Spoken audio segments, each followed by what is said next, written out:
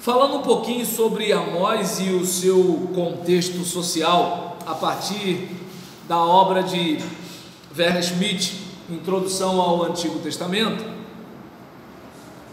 Amós, natural de Tecoa, no Reino do Sul, capítulo 1, versículo 1, atua somente no Reino do Norte, por volta de 760 a.C., sob Jeroboão II, numa época de paz na política externa, sim, até de certas vitórias militares, conforme a gente pode ver em Amós capítulo 6, versículo 13, ou segundo livro dos Reis, capítulo 14, versículo 25 em diante.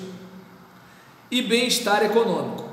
O motivo da atuação do profeta não se explica pelas circunstâncias políticas ou culturais de seu tempo. Estas ofereciam, visto de fora, poucos motivos de escândalo. Foram antes as condições políticas internas, injustiça social, que motivaram as denúncias do profeta. Em todo caso, a potência assíria não se delineava ainda no horizonte, senão para quem enxergava muito longe em termos políticos. O reino dos arameus tinha sido já praticamente derrotado pelos assírios.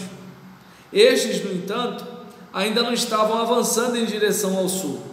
Assim, Amós só faz alusões vagas a eles. Capítulo 5, versículo 27, capítulo 4, versículo 3, capítulo 6, versículos 2 e 14. Ao contrário de Oséias ou Isaías, porém, ainda não os menciona pelo nome. Então a gente verifica aqui que há mais uma preocupação com a política interna no país e a injustiça social. Amós atua por pouco tempo, talvez alguns meses, no Reino do Norte, 2 anos antes do terremoto previsto por Amós, em Betel, capítulo 7, versículo 10, eventualmente também na Samaria, capítulo 3, versículo 9, capítulo 4, versículo 1, capítulo 6, versículo 1, e em outros lugares. Conhece o passado e o presente de Israel, tem conhecimento inclusive do que acontece nas nações vizinhas, capítulo 1, versículo 3, capítulo 9, versículo 7, e outras, e formula suas palavras ilustrativas e ricamente metafóricas, com vigor poético. Conferir capítulo 3, versículo 3 em diante, capítulo 5, versículo 19. E a questão, de observar aqui que a mensagem profética referente ao futuro, em todo caso, não se explica a partir deste pano de fundo. De maneira diferente de Oséias, Amós só de vez em quando alude à história primitiva de Israel.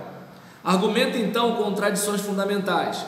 Saída do Egito, capítulo 9, versículo 7, capítulo 3, versículo 1, e tomada da terra, capítulo 2, versículo 9, contra Israel. Ele também pode converter a tradição da guerra de Javé em prol de Israel, em anúncio de guerra contra Israel, capítulo 2, versículo 13 em diante.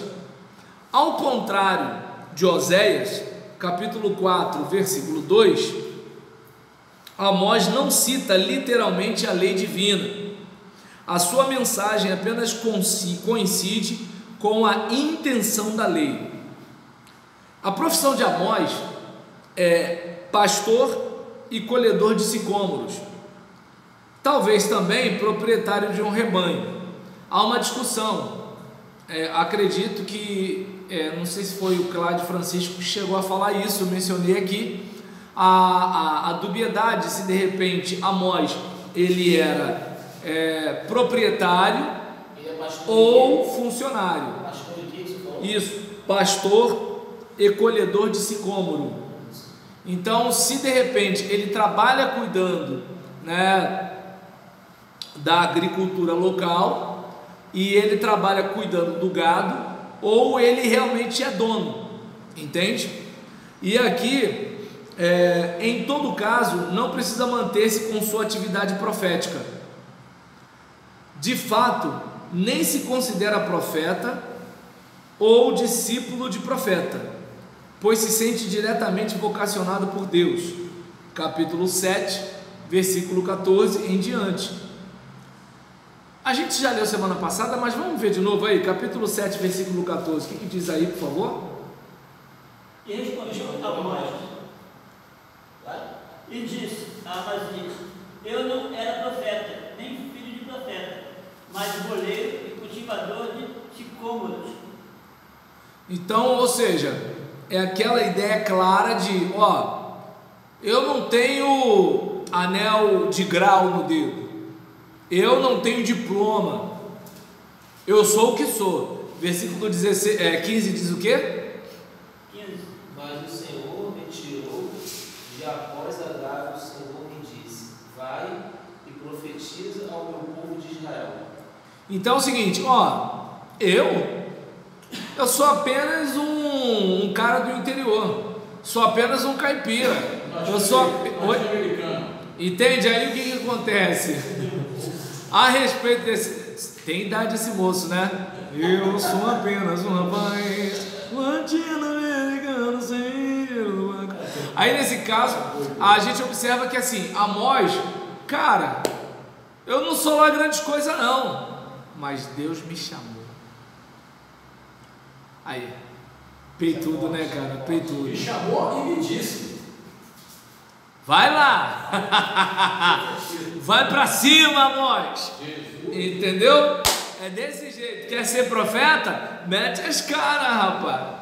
Não, se ele mandar, eu vou ficar. Exato. Então, mas eu tô dizendo. Portanto, o 17 fala isso aí, né? O quê? 17 eu falei no dele, não, Falamos 14 e 15. Não, 17 fala: portanto, assim diz o Senhor, a tua. Não, Viajou. Não, é o.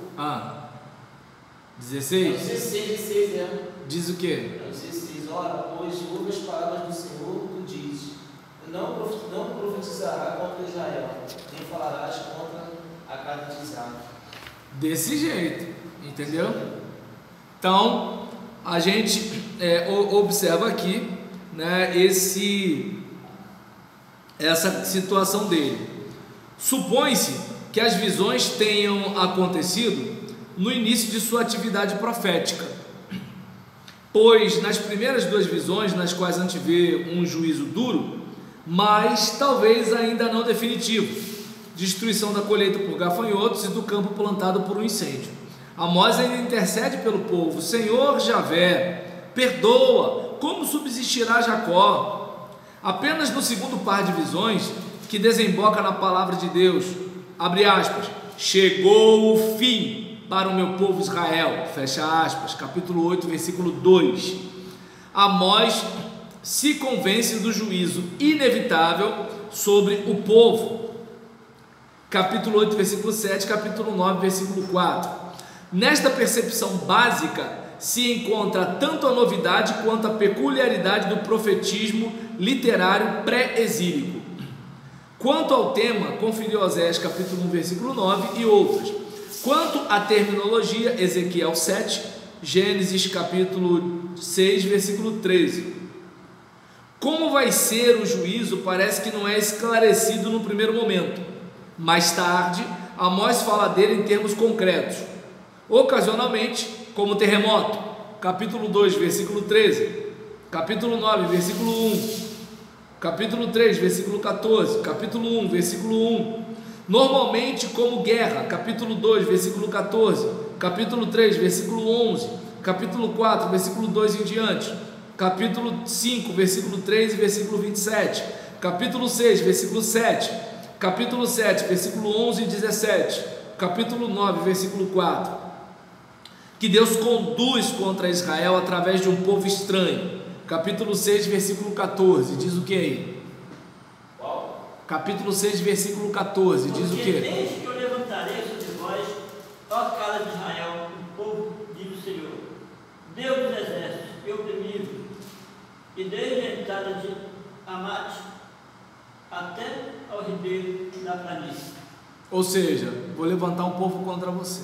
Agora o 9.1 também é forte, né, pastor? Diz o que o 9.1?